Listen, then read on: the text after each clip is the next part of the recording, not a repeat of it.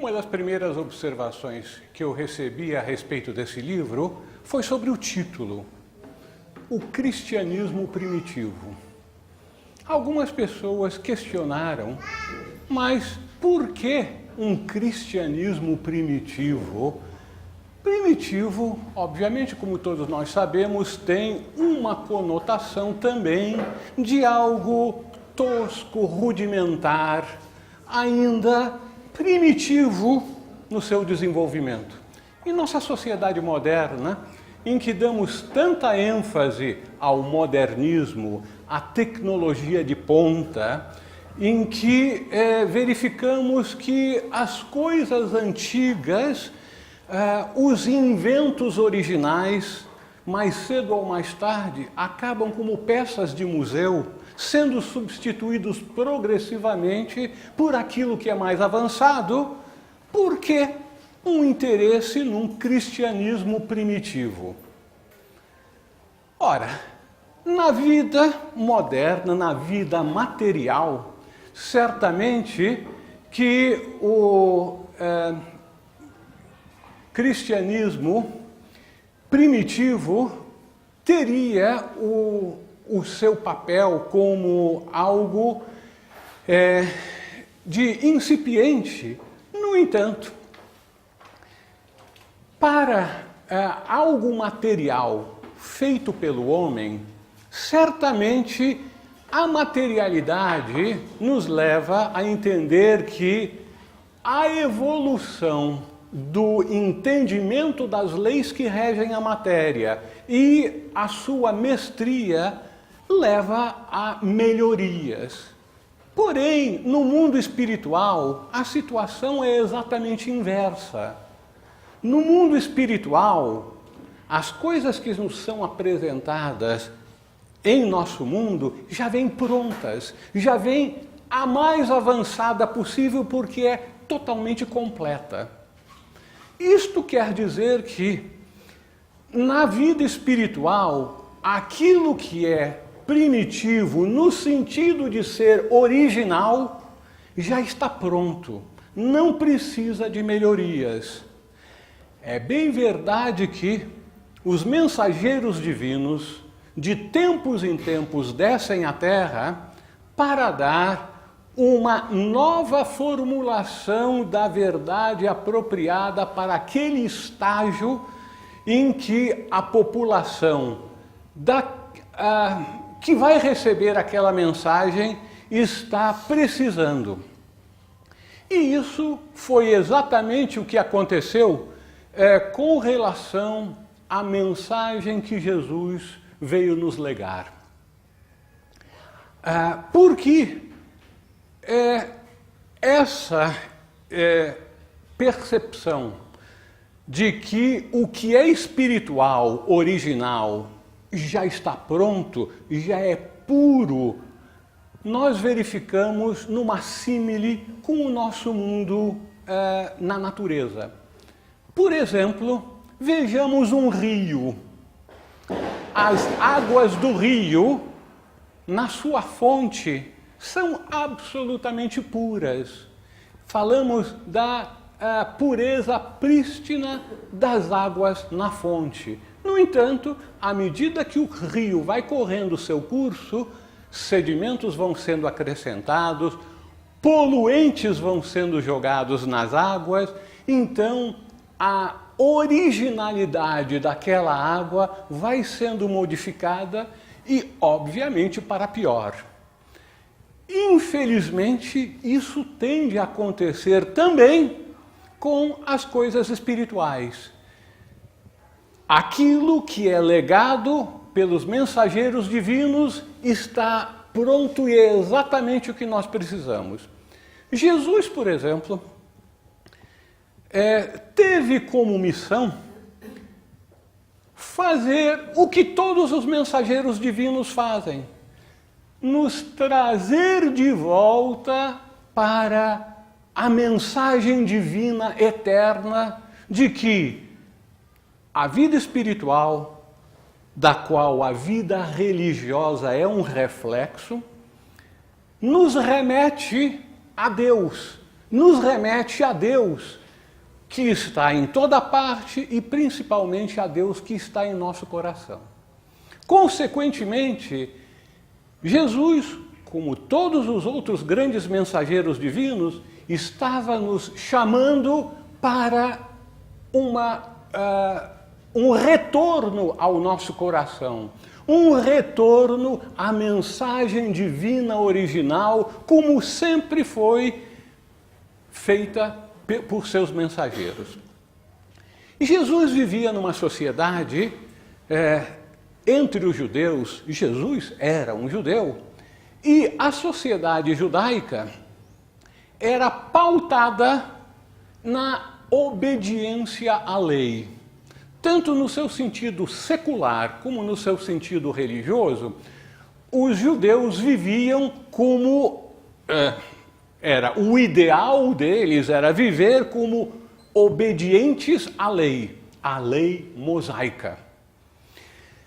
Só que a lei mosaica, como foi transmitida por Moisés ao povo, constituía originalmente do Decálogo, que ele teria recebido no alto do Monte Sinai, e que, então, a este Decálogo, os 10 mandamentos, foram acrescentados várias e várias injunções, regras de vida tradicionais do povo judeu.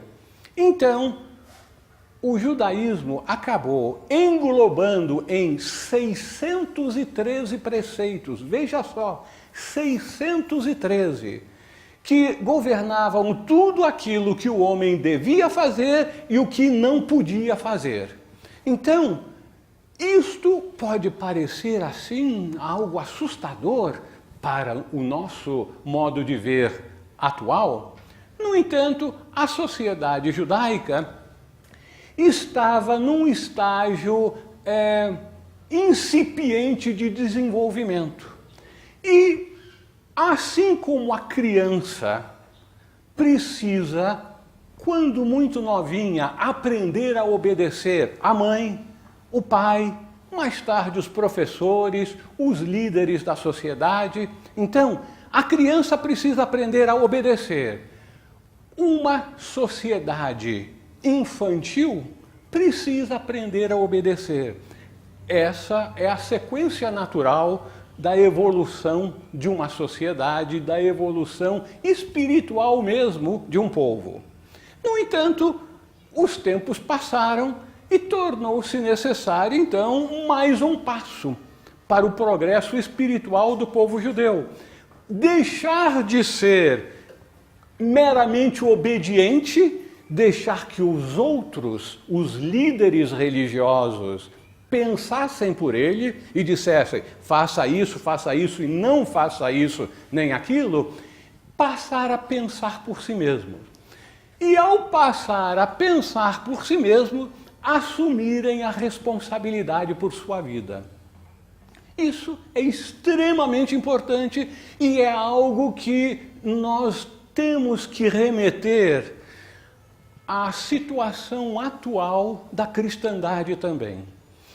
Porque nesse livro que está sendo lançado, O Poder Transformador do Cristianismo Primitivo, fazemos uma apresentação no último capítulo sobre como o cristianismo primitivo se insere na sociedade moderna. E nós verificamos que ele é absolutamente pertinente, porque é exatamente esse sentimento de que é hora de cada ser humano assumir a responsabilidade por sua própria vida e entender que a vida vai além dos limites do seu corpo físico. Que a vida se encontra em cada ser humano. Que a vida é una. Que a vida é Deus. Consequentemente, está havendo toda uma série de movimentos em nosso mundo moderno que estão promovendo essa conscientização holística, universalista, em que indivíduos e a sociedade assumem não só a responsabilidade por sua própria vida, mas entende que a sua família vai além dos indivíduos que compõem o seu núcleo familiar mais interno, que a família inclui toda a família humana. E é por isso, então, que toda uma série de movimentos, movimentos assistenciais, movimentos que procuram corrigir as injustiças, todos esses movimentos estão aparecendo e que estão em consonância com os ditames do cristianismo primitivo, que eram voltados para assumir a responsabilidade por sua vida pessoal e pela vida da comunidade que o cercava. Nós apresentamos no livro uma introdução à história do cristianismo em seus primórdios, procurando verificar a evolução daquele grupo inicial que era conhecido como os seguidores do caminho, que é como os cristãos primitivos foram chamados, além de outros nomes como os ebionitas, que significa os pobres. Alguns que conhecem profundamente a Bíblia vão se lembrar da preocupação do apóstolo Paulo de recolher fundos para mandar para Jerusalém para os pobres. Nós que não temos esse conhecimento dos diferentes grupos do cristianismo primitivo, podemos ser levados a pensar que era uma obra de caridade para todos os pobres de Jerusalém. Não. Tratava-se de procurar ajudar a comunidade cristã original em Jerusalém, que assumiu o nome em hebraico de ebionitas, que significa os pobres. E várias outras comunidades também, cada uma com suas características. Os ebionitas eram cristãos judeus que seguiam também os preceitos da lei judaica. Mas diferentes outras comunidades foram formadas também com outras orientações. O tempo passou e essas comunidades originais foram consolidando suas diferenças de forma cada vez mais marcante e acentuada pelo fato de que os ensinamentos de Jesus sabidamente foram ministrados através de parábolas para o povo. Todos já ouviram falar que Jesus, aos seus discípulos, dizia tudo reservadamente sobre os mistérios do reino de Deus. No entanto, para o povo, tudo era dito em parábolas. Se, então, a linguagem para o povo era uma linguagem parabólica, consequentemente alegórica, simbólica, e esta é a linguagem que nós temos na Bíblia, para que se conhecesse mais profundamente os ensinamentos de Jesus, os ensinamentos reservados que tinham um poder transformador, era necessário a concorrência daqueles discípulos que foram iniciados por Jesus nos mistérios do reino para a interpretação dessas parábolas, para a interpretação dessa linguagem simbólica. No entanto, Jesus teve um número relativamente pequeno de discípulos que receberam essas iniciações nos mistérios do reino. Esses discípulos foram mais de 12, foram provavelmente 70 ou mais, que em diferentes níveis de profundidade aprenderam sobre esses mistérios. Os discípulos de Jesus, por sua vez, começaram a formar também seus discípulos, além das pregações que eram feitas ao povo. Como, por várias razões, o cristianismo se expandiu muito rapidamente, o número de discípulos preparados expandiu-se, vamos dizer, numa progressão aritmética, enquanto que o número de seguidores gerais de Jesus expandiu-se numa progressão geométrica. Consequentemente, mais e mais comunidades estavam sendo formadas e se consolidando sem o entendimento mais profundo das verdades que Jesus só revelava aos seus discípulos ou velava em suas parábolas, em sua linguagem alegórica. Consequentemente, muitos desses grupos passaram a pensar que as parábolas e o que se contou mais tarde sobre a vida de Jesus, a vida de Cristo, devia ser tomada de forma literal, esquecendo-se que tudo que é ministrado sobre a vida espiritual normalmente é feito de uma forma alegórica, de uma forma simbólica.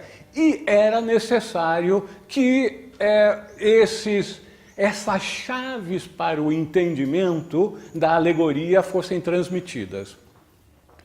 Então, começaram a aparecer essas diferenças e, finalmente, no século IV, Constantino, o imperador de Roma, adotou o cristianismo como religião oficial, verificou que haviam muitas diferenças de doutrinas e práticas no cristianismo e como Constantino adotou o cristianismo porque via no cristianismo elementos agregadores que ajudariam a manter o seu império, não porque ele fosse um cristão convicto, ele, para alcançar os seus objetivos políticos, procurou unificar as diferentes crenças do cristianismo, convocou um concílio conhecido como Concílio de Nicéia, ao qual o Papa e a maior parte dos bispos ocidentais boicotaram,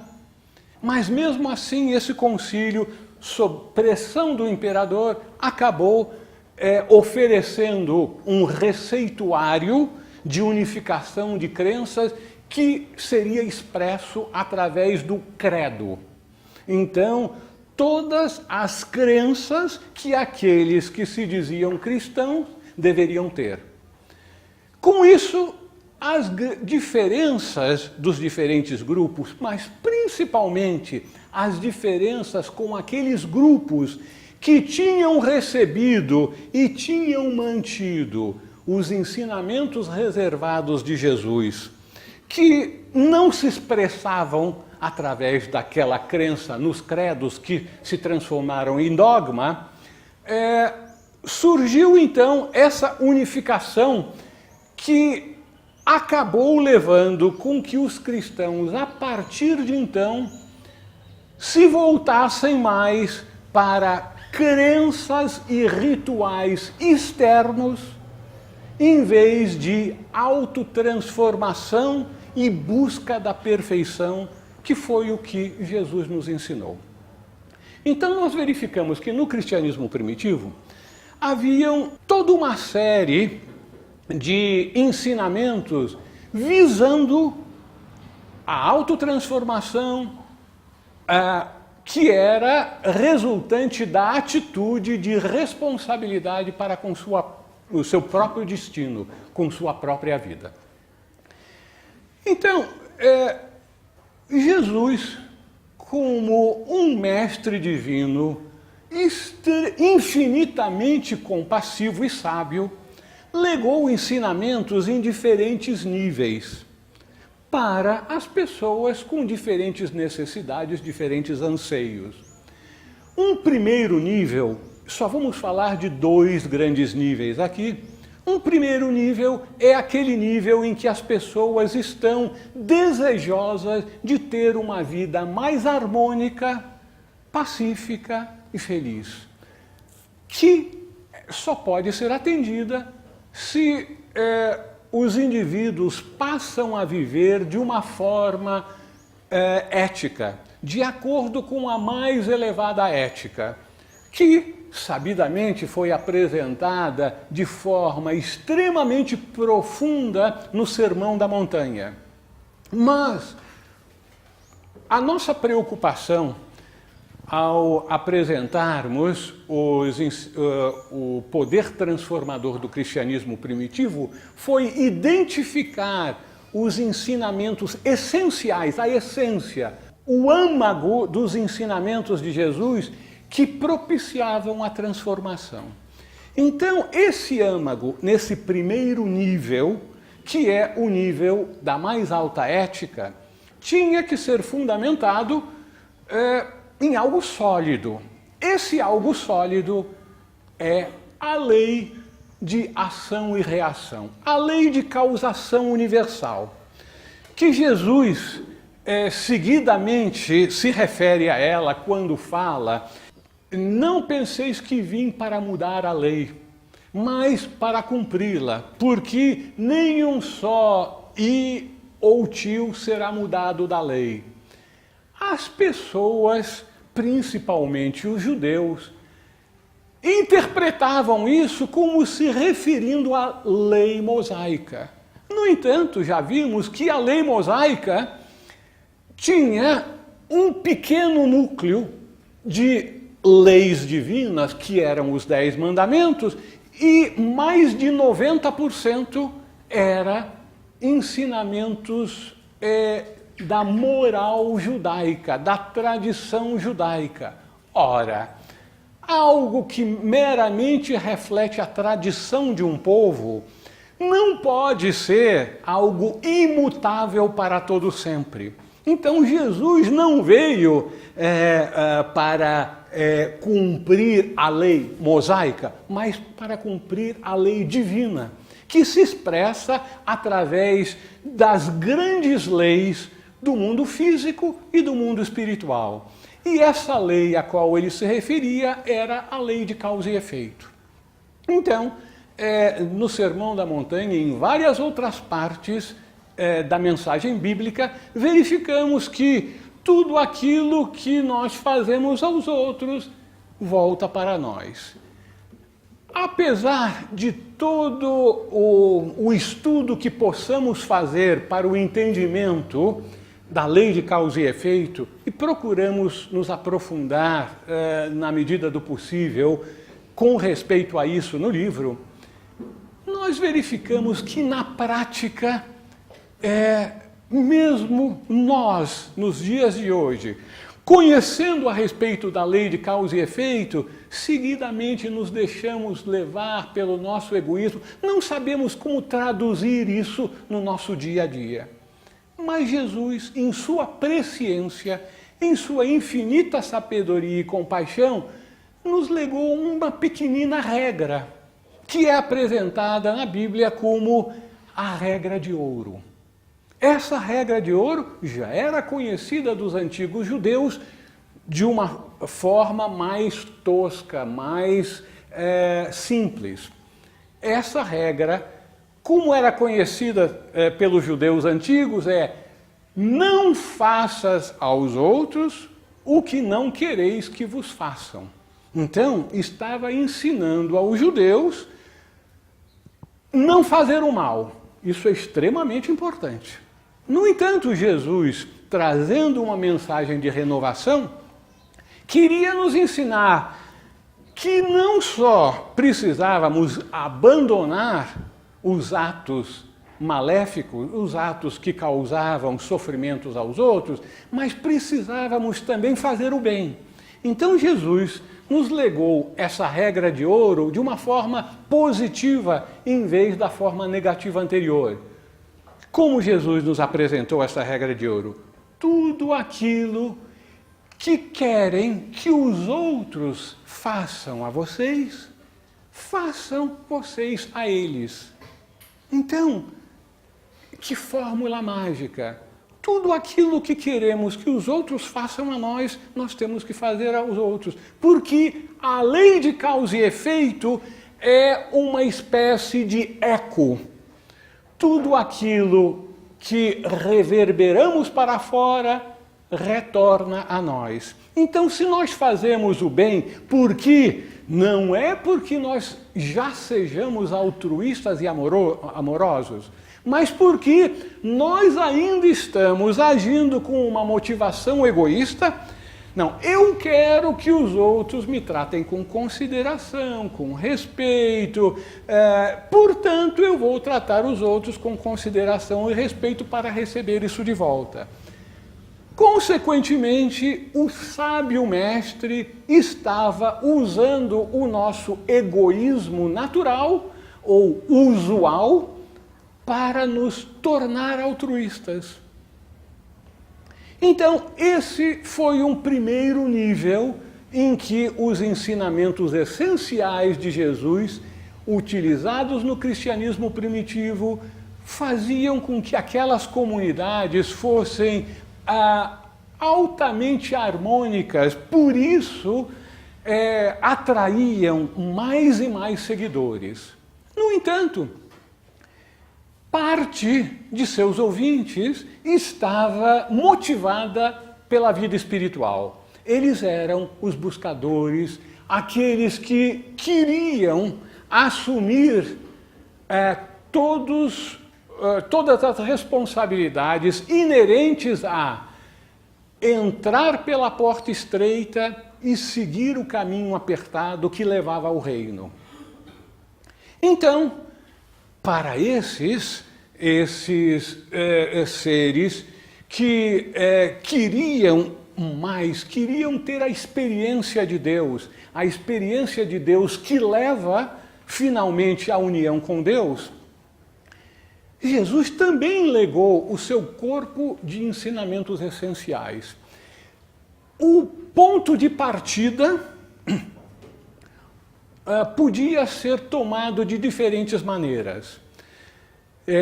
Em livros anteriores eu tomei outros pontos de partida.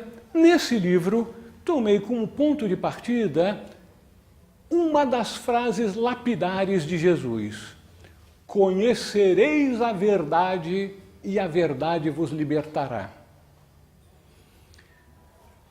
Praticamente todos os cristãos já ouviram, se não leram a Bíblia integralmente e prestaram atenção nessa passagem, já ouviram falar nessa passagem. Conhecereis a verdade e a verdade vos libertará.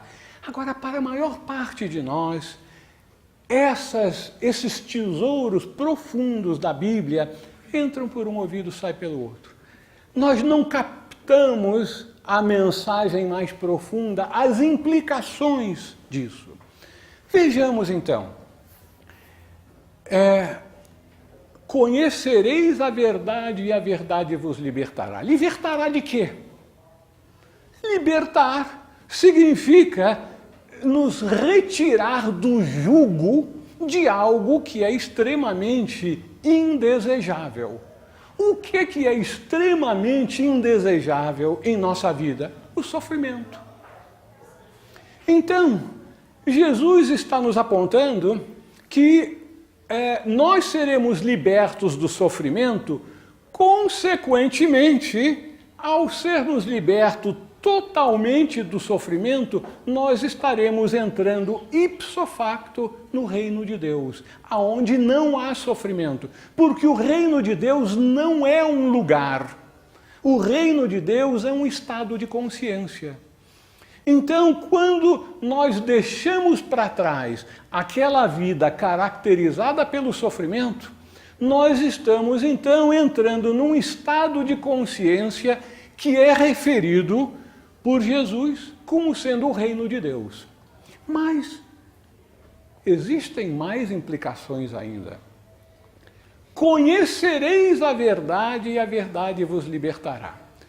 Então, para que sejamos libertos, para que sejamos salvos, nós temos que conhecer a verdade. Porque a verdade, apesar das diferentes religiões, das diferentes igrejas cristãs, dizerem que detém a verdade e que está constantemente passando-as aos seus membros, parece que isso não funciona. Por quê? Se todas as igrejas possuem a verdade, apesar de, no mundo cristão, haver uma separatividade, uma arrogância de ser o único detentor da verdade, cada igreja diz isso de si mesma e os outros são hereges, mas deixando de lado toda essa separatividade e animosidade dentro da família cristã, se as igrejas detivessem a verdade que libertará, não haveria tanto sofrimento na família humana. Consequentemente, a verdade que nos está sendo passada pelos nossos líderes religiosos é um determinado nível de verdade, diga-se de passagem. No entanto, não é ainda aquela verdade a que Jesus se referia quando dizia: conhecereis a verdade e ela vos libertará. Então, qual é essa verdade que nos libertará? É aquela verdade de que Deus não está lá fora, mas Deus está em nosso coração. É dito na Bíblia que vós sois o templo de Deus e o Espírito de Deus habita em vós. Mais uma dessas passagens bíblicas que tende a entrar por um ouvido e sair pelo outro. Não ressoa e não nos transforma. Porque se nós tivéssemos consciência e vivência da implicação de que Deus habita em nós, nós seríamos inteiramente diferentes. Nós estaríamos irradiando a luz e o amor e a paz divina para todos os que nos cercam. Consequentemente, esse conhecimento de que Deus está em nós, que nós somos unos com Ele, nós somos unos como Deus é o todo, nós somos unos com o todo. E nós somos unos com todos os seres. Da mesma forma como no nosso corpo humano existem trilhões de células, cada uma das quais deve funcionar, trabalhar harmoniosamente com as suas células vizinhas que formam um determinado tecido, que formam um determinado órgão, que faz parte de um sistema. Consequentemente, em nosso organismo existem trilhões de células que são interdependentes, que fazem parte de um todo maior, mas as células são bobinhas, vivem independentemente, cuidando só de si, acham elas, da mesma forma como nós. Nós achamos que somos separados, mas na verdade nós somos células do organismo humano. E nós todos só podemos viver de forma harmônica, consequentemente feliz, se tivermos a consciência mais profunda de que nós somos uno com o todo. Na linguagem cristã, eu e o Pai somos um, como disse Jesus. Então, essa é a verdade que nos libertará. É o conhecimento da unidade. Muitos poderiam dizer: oba, agora eu já sei. Eu sou uno com Deus, eu sou uno com todo. Consequentemente, eu já me libertei do sofrimento, eu já estou no reino dos céus. Porque não é esse nível de conhecimento da verdade que Jesus estava se referindo.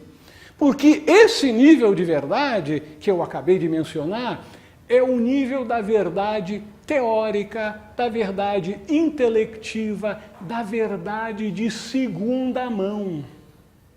É somente quando nós conhecermos em primeira mão essa verdade sobre a unidade é que nós nos libertaremos. Mas como se consegue em primeira mão esse conhecimento da verdade?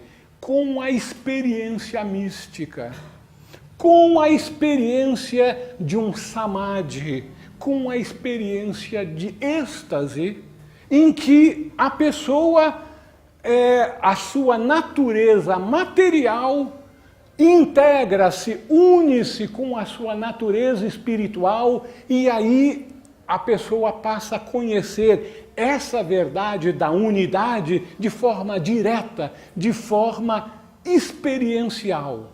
É uma experiência interior que é transformadora. Daí o título do livro, O Poder Transformador do Cristianismo Primitivo.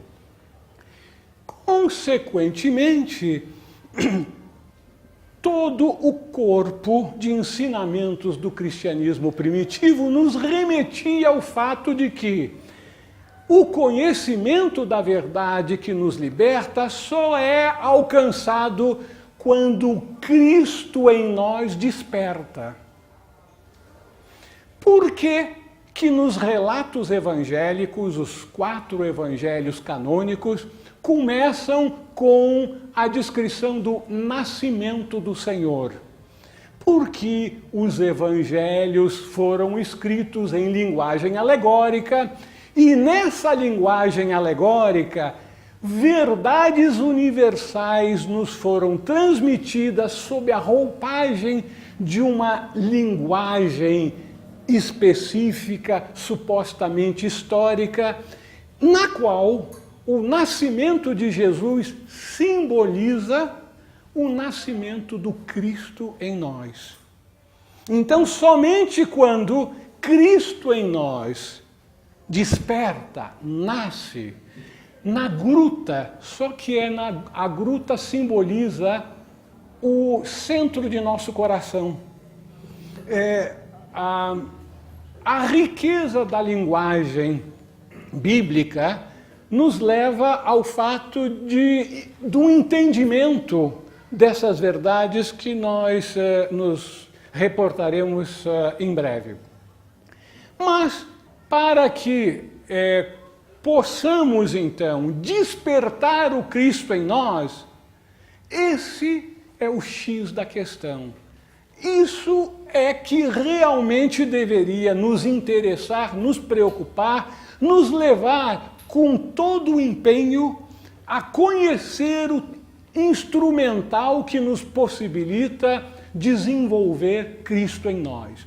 E isso era exatamente o que era feito por Jesus e por seus discípulos internos nos primeiros 2, 3 séculos do cristianismo primitivo.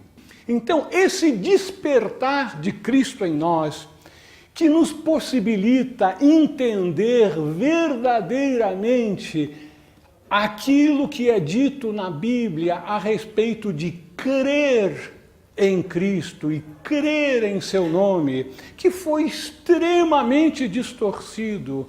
E muitos dos cristãos vivem na ilusão de que eles já estão salvos, porque eles creem em Cristo. Oh, meu Deus, eu creio em teu nome, e acha que isso basta. Mas Jesus nos chamou a atenção para o fato de que sedes perfeitos como o Pai que está no céu é perfeito. Será que simplesmente dizer que eu creio em Cristo, creio em seu nome, é suficiente para nos tornar perfeitos? Então, é necessário todo um processo de autotransformação, esse processo sendo extremamente acelerado quando nós conseguimos despertar o Cristo interior. E, ao despertá-lo, nós vamos entender então o que significavam aquelas passagens na Bíblia que falam a respeito de crer em Cristo. Para começar, praticamente todas elas foram mal traduzidas, porque no original o que é apresentado como sendo crer era o verbo grego pistevo. Eu acredito, eu tenho fé. Pistevo, pistis, é fé. Então, ter fé em Cristo nos salva.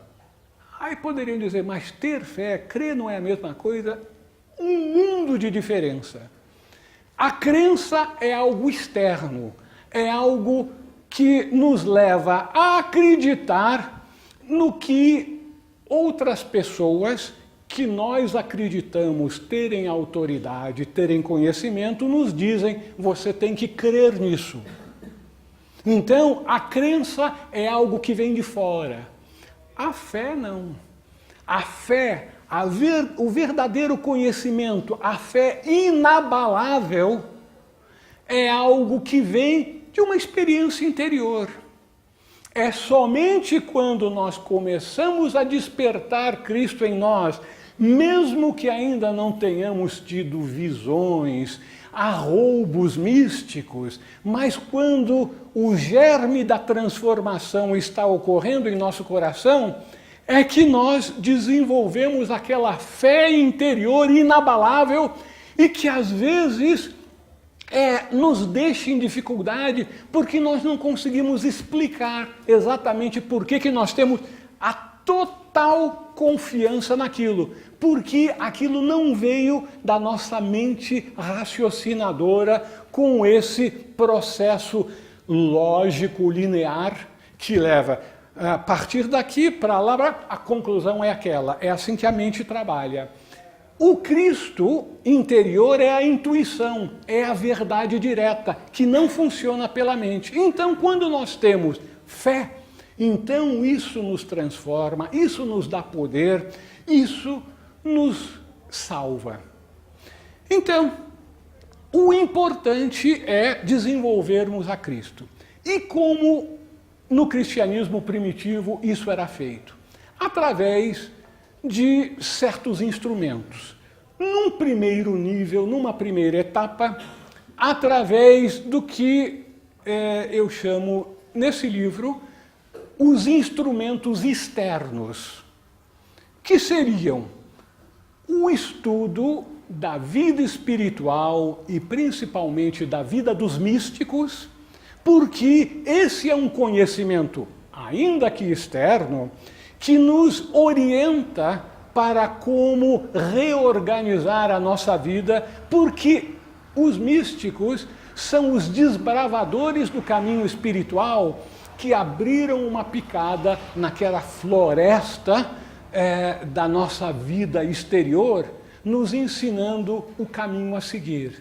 Então, seguir o exemplo dos místicos, aprender com a experiência deles, é extremamente útil. Outro instrumento externo é a interpretação científica, vamos dizer assim, sistemática da Bíblia. Se o conhecimento da vida dos místicos nos ajuda nesse entendimento, obviamente, os ensinamentos de Jesus contidos na Bíblia, quando devidamente interpretados, deverão ser de grande ajuda na nossa vida espiritual, na nossa transformação interior. Mas veja só, interpretação da Bíblia. Como se interpreta a Bíblia? Alguns pensam que basta abrir a Bíblia em qualquer página e que imediatamente o Espírito Santo começa a agir, nos inspirando para entendê-la. Pode ser que isso ocorra para alguns indivíduos, mas de uma forma sistemática, como Jesus e todos os grandes sábios em todas as tradições ensinaram, existe uma linguagem sagrada, uma linguagem sagrada que é utilizada para a redação, para a preparação das Sagradas Escrituras. Então, essa linguagem sagrada é composta de certas regras.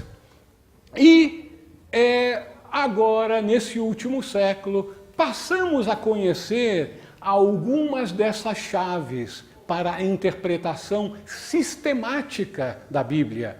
Não é algo aleatório, eu acho que é assim, eu acho que é assado. Não. Usando as regras conhecidas, as 4 chaves conhecidas, nós sistematicamente chegaremos a basicamente as mesmas conclusões. Poderemos aferir aquele conhecimento mais profundo. Então, nós examinamos também esse instrumento externo, que é o que a Bíblia devidamente interpretada pode nos ajudar na autotransformação. O terceiro instrumento externo são os rituais que nos foram legados e parte dos quais chegaram a nós, no caso da Igreja Católica ou das igrejas católicas, como a Santa Missa, que foi uma estilização, foi uma adaptação, juntamente com rituais e procedimentos de outras tradições, principalmente da Igreja mitraica, que nos levou a todo o procedimento da Santa Missa como temos hoje e da Sagrada Eucaristia. Então esse é o terceiro instrumento exterior que nos ajuda a despertar o Cristo. Mas o grande trabalho é interior, e esse que é o trabalho difícil. Então, se nós queremos encontrar a união com Deus, como Deus é Espírito, essa união tem que ser feita em Espírito. Isso significa que nós temos que achar aquela sintonia interior para essa união. Sintonia é vibração. A vibração divina é a vibração mais elevada do nosso universo. Mas essa vibração não está distante, porque ela se encontra também em nosso coração.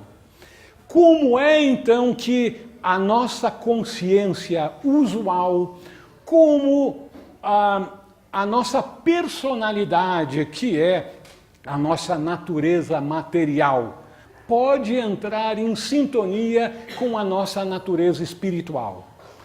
Então, essa sintonia vibratória da nossa natureza inferior com a natureza superior requer certos mecanismos. Primeiro, nós temos que afastar todas as vibrações pesadas que são incompatíveis com a presença divina.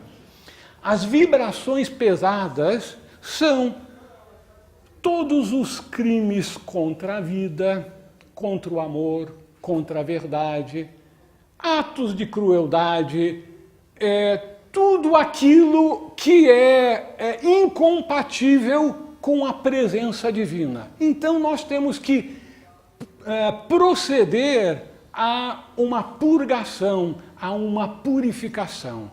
O primeiro instrumento, então, para a transformação interior, o instrumento interior básico é a purificação.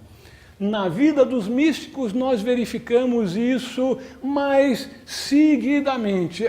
Ao longo do tempo, ao longo da vida, os místicos sempre se acharam indignos, não conseguiam compreender como Deus dava atenção a eles, já que eles eram tão pecadores, tão indignos das graças que recebiam. Porque eles viviam procurando a perfeição, procurando a sua purificação.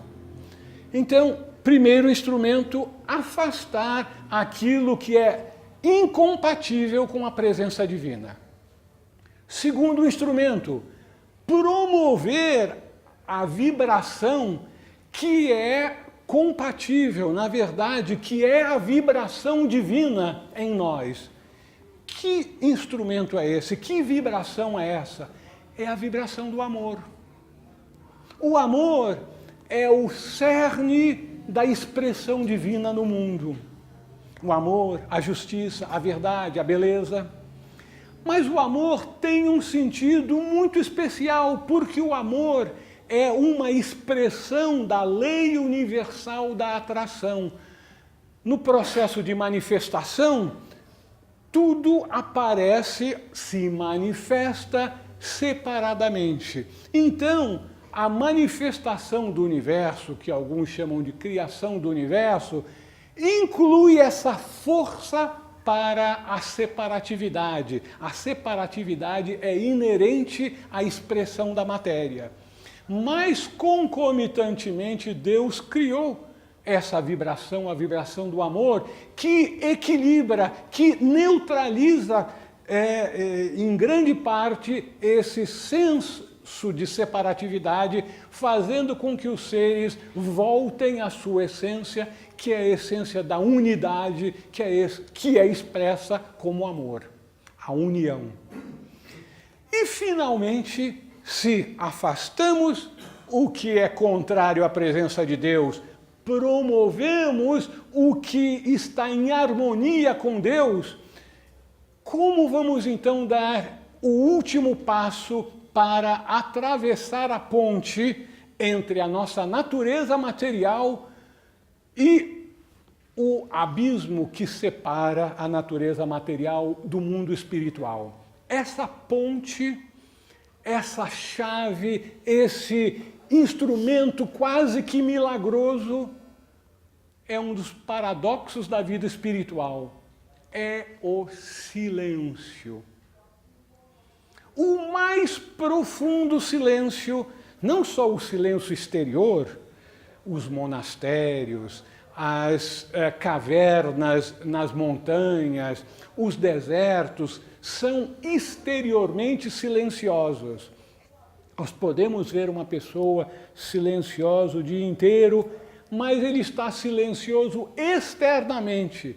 O mais difícil é alcançar o silêncio interior, o silêncio da mente, a total aquietação da mente. Isso é dito em todas as tradições espirituais, em todas as tradições religiosas. No cristianismo, a mesma coisa. Então, Jesus nos ensinou sobre a meditação. Não teremos tempo para falar nisso, mas esses pontos são abordados com uma certa profundidade no livro. Mas o último instrumento, o derradeiro e aquele que é contundente, que obtém resultados, é a oração do silêncio, também conhecida entre os místicos como a contemplação. Nós procuramos abordar pelo menos duas das escolas ou dos enfoques da contemplação no mundo cristão no livro, e a contemplação é a chave milagrosa que promove o Cristo interior. Quando nós alcançamos aquele estado contemplativo, estamos já no portal do reino do céu. E aí, então, o que acontece? Quando alcançamos essa contemplação, aí verificamos aquilo que nós aprendemos nas tradições espirituais. Quando a natureza inferior está totalmente aquietada, então abre-se espaço para que a natureza espiritual possa aflorar, possa se manifestar. É nesse momento, então, que Cristo interior desponta e se manifesta. A natureza inferior está aquietada, a natureza superior, Cristo em nós, pode manifestar-se. E quando ele se manifesta, conheceremos a verdade que nos libertará. Esse é o momento mágico de transformação. De repente, nós não somos mais o velho homem, nos transformamos no novo homem do qual Paulo fala repetidamente. A linguagem das epístolas paulinas é essencialmente a mensagem do cristianismo primitivo, porque Paulo fala em Cristo em nós, a esperança de glória. Que possamos crescer até chegar à perfeição da estatura, da plenitude de Cristo em nós. Cristo em nós de sua forma plena, total. Aí sim alcançamos a perfeição. Então, o cristianismo primitivo ensinava essas verdades e ensinava também como nós podemos nos valer dessa orientação com mecanismos transformadores interiores.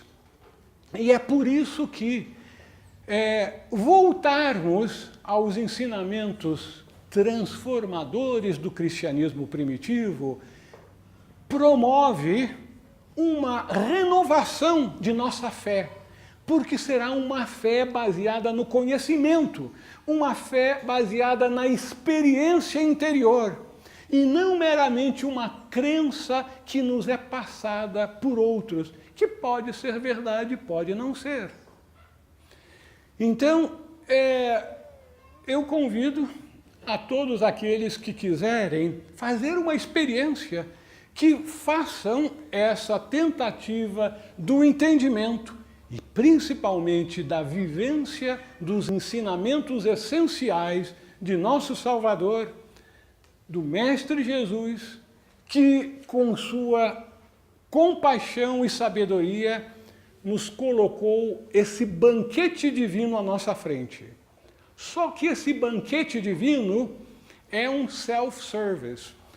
Nós temos todos os ingredientes colocados à nossa frente, mas nós precisamos levar o nosso prato, nos servir, ingerir o alimento e digeri-lo. É somente quando nós assumimos a responsabilidade pela nossa salvação, pela nossa transformação, é que nós alcançaremos então essa libertação do sofrimento e a nossa capacitação para nos tornarmos instrumentos divinos para levar a verdade transformadora aos outros irmãos, principalmente através do nosso exemplo. Muito obrigado.